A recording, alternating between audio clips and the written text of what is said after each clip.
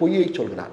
மக்கள் கேட்கிறார்கள் மோடியை பார்த்து, இதை ஐயா நம்ம கேட்டோம், நீ 11 வருஷமா ஆட்சி பொறுப்பில் இருக்கிற, நீ என்ன செஞ்சேன்னு எங்கள்கிட்ட சொல்லு.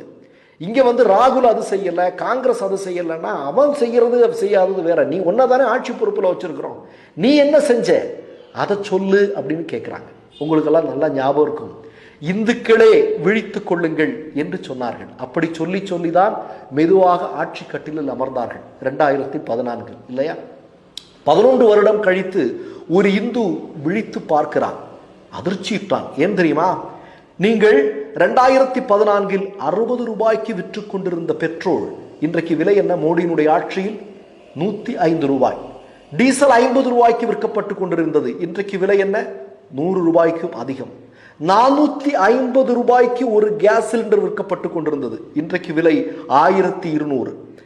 அதே மாதிரி நீங்க பாத்தீங்கன்னா $1 மதிப்பு என்பது